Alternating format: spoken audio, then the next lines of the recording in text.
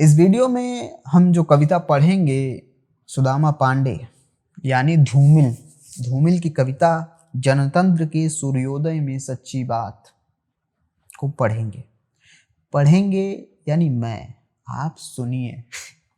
ठीक है। रक्तपात कहीं नहीं होगा, सिर्फ एक पत्ती टूटेगी, एक कंधा झुक जाएगा, फड़कती भुजाओं और सिसकती हुई आंखों को एक साथ लाल फीतों में लपेट कर वे रख देंगे। काले दराजों के निश्चल एकांत में, जहां रात में संविधान की धाराएं नाराज आदमी की परछाई को देश के नक्शे में बदल देती है। पूरे आकाश को दो हिस्सों में काटती हुई एक गूंगी परछाई गुजरेगी। दीवारों पर खड़खड़ाते रहेंगे हवाई हमलों से सुरक्षा के इश्तहार, यातायात को रास्ता देती हुई जलती रहेंगी चौरस्तों की बस्तियां।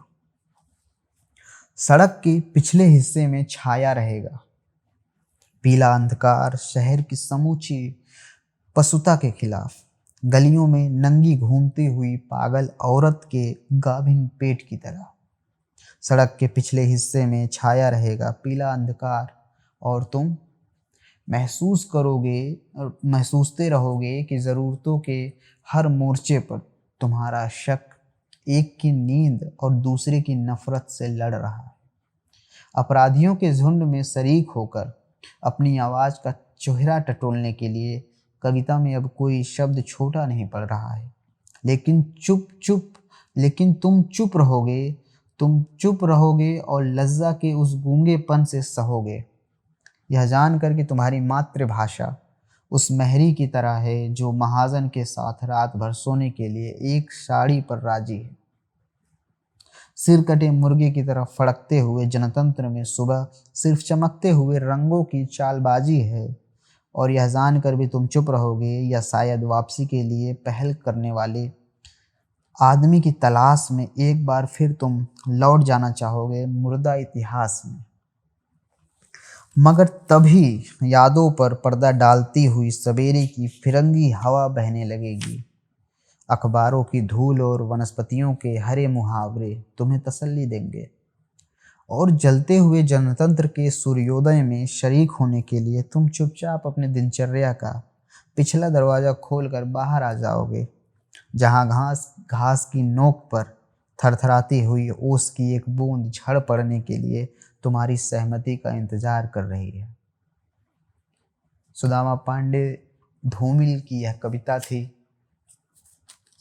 जिसमें आप साफ देख सकते हैं कि जो आज़ादी के बाद लोगों का मुंह भंग हुआ कि उन्हें लगा जो राज कर रहा है, जो सत्ता इस समय मौजूद है, उनसे अगर हमें आज़ादी मिल जाती है तो देश के जो हाशिए पर तबके हैं उनकी स्थिति में कुछ सुधार आएगा।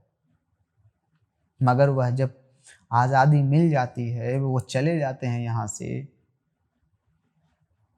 तब कुछ भी नहीं होता है। चीज़ें वैसी की वैसी रहती हैं। अमीर अमीर होता चला जाता है, गरीब गरीब होता चला जाता है। उनकी परेशानियाँ क्या हैं, उनके लिए कोई आवाज़ नहीं उठा रहा। अगर आवाज़ उठाता भी है तो उनके साथ क्या होता है, वह इस देश की, इस समाज की सच्चाई है। और सुदामा पांडे धूमिल इस बात को अच्छी तरह जानते हैं। समाज में उन्होंने देखा, तभी उनकी कविताएं ही ऐसी हैं जो समाज का आईना है, समाज के सामने आईना बन के खड़ी है उनकी कविताएं। चाहे वो सच्ची बात हो, मोचीराम हो, संसद से सड़क तक हो, सारी कविताएं उनकी समाज में रहने वाले उन लोगों के लिए आईना है जो समाज को अपनी जागृति